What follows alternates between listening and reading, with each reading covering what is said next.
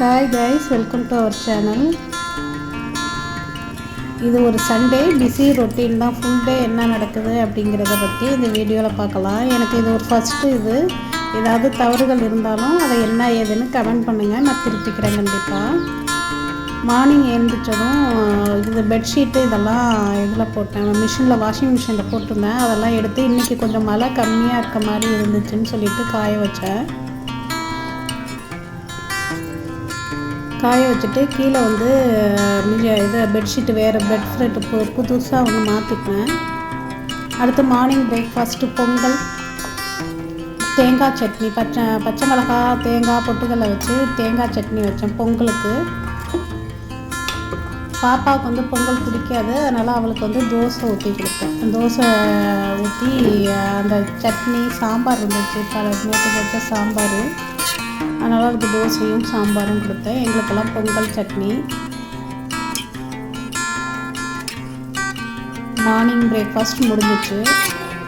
அடுத்தது ஃப்ரிட்ஜில் மீன் இருந்துச்சு, கொடுவா மீன். நான் லாஸ்ட் வீக் வாங்கினது ஃப்ரீசரில் வச்சுருந்தேன். அது ரொம்ப கட்டியாக இருந்துச்சு, அதனால் டீஃப்ராஸ்ட் பண்ணேன். தண்ணி ஊற்றி வச்சுட்டு சின்ன வெங்காயத்தை தண்ணியில் காலையே எடுத்து ஊற வச்சுட்டேன். அப்போ தான் தண்ணி எரியாமல் இருக்கும், நம்ம உரிக்கவும் ஈஸியாக இருக்கும்.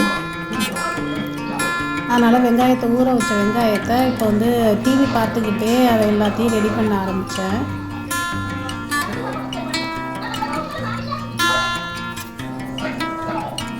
சின்ன வெங்காயம் கொஞ்சம் நிறையா போட்டால் மீன் குழம்பு நல்லா டேஸ்ட்டாக இருக்கும். இது ரொம்ப பொடி வெங்காயமாக இருந்துச்சு, அதனால் இதை கட் பண்ண வேண்டாம், அடியும் முனியும் கட் பண்ணிவிட்டு தோலை உரிச்சிட்டு போட்டாலே கரெக்டாக இருக்கும். தக்காளி எல்லாமே ஒரே இடத்துல உட்காந்துக்கிட்டே கட் பண்ணிக்கிட்டேன். அதுக்கப்புறம் கிச்சனில் போய் அதிகம் வேலை இருக்காது, அதனால் எல்லாத்தையும் டிவி பார்த்துட்டு நீயா நானா காஞ்சனா மூவியெல்லாம் ஓடிட்டு இருந்துச்சு. அதை மாற்றி பார்த்துக்கிட்டே எல்லாத்தையும் நான் ரெடி பண்ணிக்கிட்டேன். அந்த வெங்காயம் ஊறின தண்ணியை இந்த மாதிரி செடிக்கு ஊற்றினா நல்லா பூக்கும், எந்த பூச்சியும் வராதும்பாங்க. அதனால் நான் எப்போதும் அப்படி தான் ஊற்றுறது. இந்த மாதிரி ஊற்றி ஒரு தக்காளி செடி கூட வந்துருந்துச்சு. அடுத்து புளியை ஊற போட்டுவோம் அப்படின்னு சொல்லிட்டு புளி ஜாக்கை எடுத்துருக்கேன். ஒரு எலும்புச்சம்பழ அளவு எடுத்து ஊற வச்சுட்டேன். ஃபஸ்ட்டு மீன் வந்து டீஃப்ரோஸ்ட் ஆகிட்டு அதை வறுக்கிறதுக்கு தனியாக குழம்புக்கு தனித்தனியாக பிரித்து வச்சுக்கிட்டு வறுக்கிறதுக்கு ரெடி பண்ணி ஊற வச்சுட்டோம்னா குழம்பு வைக்கிறதுக்கும் இது கடைசியாக வறுக்கிறதுக்கும் கரெக்டாக இருக்கும்.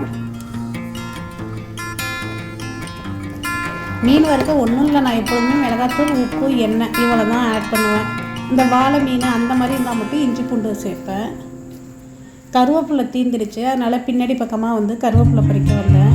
நல்ல மழை நைட்டெல்லாம் நல்லா ஃப்ரெஷ்ஷாக இருந்துச்சு கருவேப்பிலை கொஞ்சமாக பறிச்சுட்டு அடுப்பில் சட்டி வச்சு எண்ணெய் ஊற்றிட்டேன். நான் தேங்காய் எண்ணெய் தான் யூஸ் பண்ணுவேன், நல்லாயிருக்கும், மீன் குழம்புக்கும் நல்லாயிருக்கும். கொஞ்சமாக வெந்தயம், மீன் குழம்புக்கு வெந்தயம் மட்டும்தான் தாளிப்பேன், ஏன்னா வெந்தயம் வந்து குளிர்ச்சி அப்படிம்பாங்க. அது மீன் குழம்புல உள்ள அந்த புளியில் உள்ள ஹீட்டெல்லாம் எடுக்கும் அப்படின்னு சொல்லிட்டு வெறும் வெந்தயம் மட்டும்தான் போட்டு தாளிப்பேன், வேறு எதுவும் தாளிக்க மாட்டேன். வெந்தயம் பொரிஞ்சு வந்த பிறகு கருகை ஊற்றாதீங்க, பொரிஞ்சு வந்த பிறகு சின்ன வெங்காயம் போட்டு நல்லா வதக்கிங்க.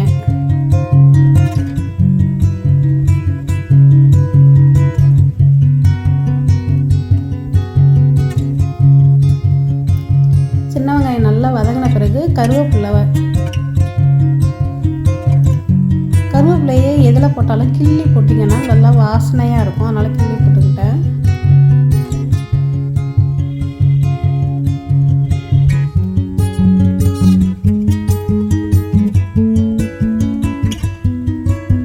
அடுத்தது பச்சை மிளகா, 3 பச்சை மிளகா சேர்த்துக்கிட்டேன். அடுத்தது ஒரு தக்காளி.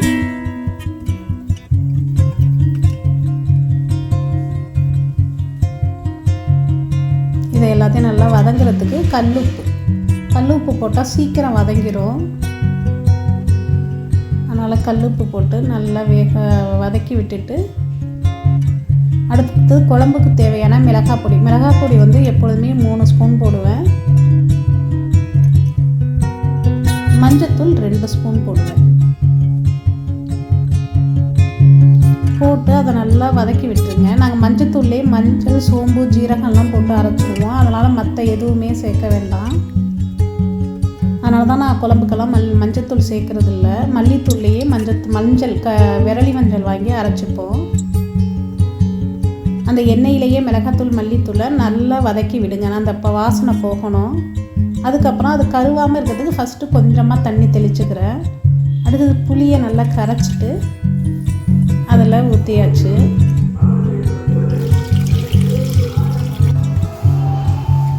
இப்போ குழம்பு நல்லா கொதித்து வருது.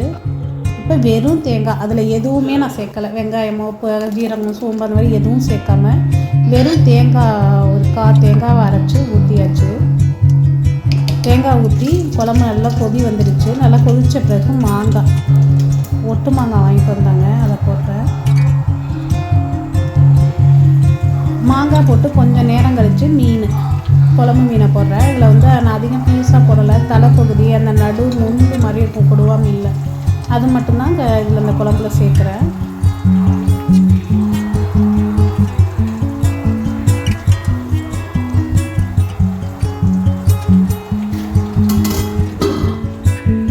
மீனெல்லாம் போட்டு மூடி வச்சுட்டு அடுத்தது ஒரு பாத்திரத்தில் எண்ணெய் வச்சு மீனை போட்டாச்சு.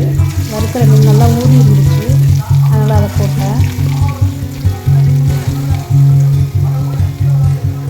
எண்ணெய் இது கொஞ்சம் அதிகமாக ஊற்றணும். ஏன்னா இந்த ஃபிஷ்ஷு டீப் ஃப்ரை பண்ணால் தான் நல்லாயிருக்கும். அப்போ தான் உள்ள சதை பகுதியாக இருக்கிறது வெந்த மாதிரி இருக்கும்.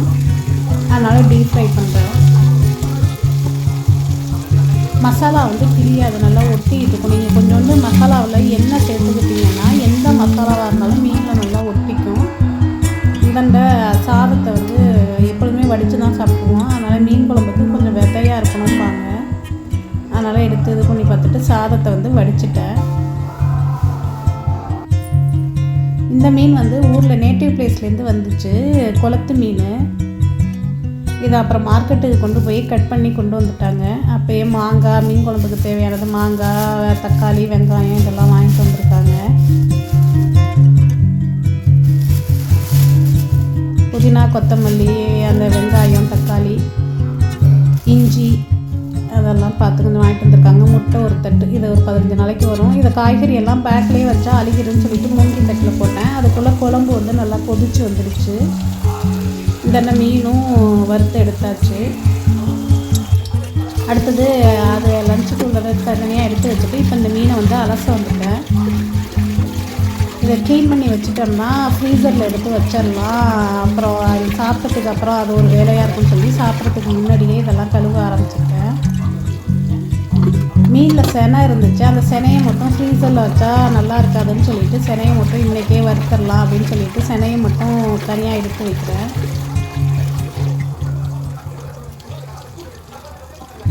கெண்டை மீன் தான், நல்லா டேஸ்ட்டாக இருக்கும் குளத்து மீன்.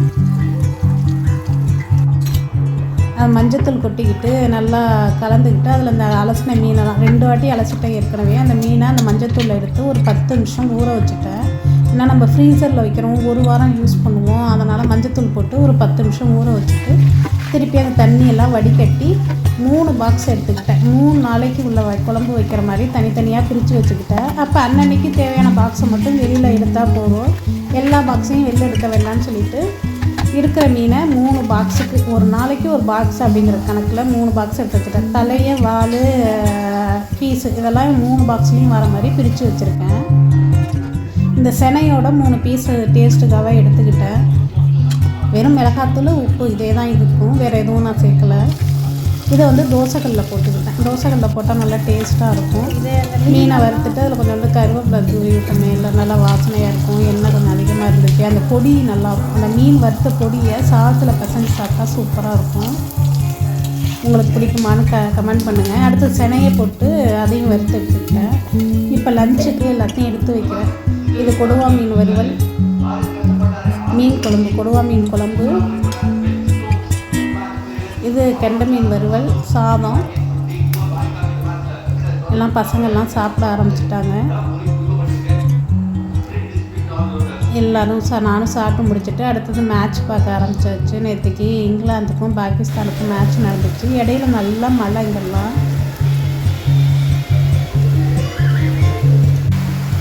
நல்லா மழை பெஞ்சோன்னே பாப்பா அவளாக நானாக காஃபி போடுறேன் அப்படின்னு சொல்லிட்டு ஃபஸ்ட் டைம் இதான் அவள் காஃபி போடுறாள். அவள் ஸ்டைலில் காஃபி போட்டால் நல்லா இருந்துச்சு. எனக்கும் ஒரு காஃபி போட்டு கொடுத்தா. ஃபஸ்ட் டைம் போட்டாலும் நல்லா டேஸ்ட்டாக இருந்துச்சு காஃபி. அடுத்து நைட்டுக்கு பாப்பா வந்து ப்ரெட் டோஸ்ட்டு கேட்டால் அவளுக்கு ப்ரெட் டோஸ்ட்டு போட்டு கொடுத்தேன். ஒன்றும் இல்லை, ப்ரெட்டும் வெறும் முட்டை மட்டும்தான். அதோட வறுத்த மீன் இருந்துச்சு, அதை 2 எடுத்துக்கிட்டேன். அடுத்தது சாதம், மிச்சம் சாதம் இருந்துச்சு. அதை தண்ணி சாதமாக நான் வீட்டுக்காரெல்லாம் சாப்பிட்டுக்கிட்டோம்.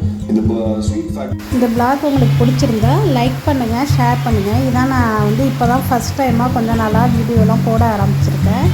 உங்களுக்கு பிடிச்சிருக்கா, எப்படி இருக்குது, என்ன ஏதுன்னு கமெண்ட் பண்ணுங்கள். ஓகே ஃப்ரெண்ட்ஸ், பாய்.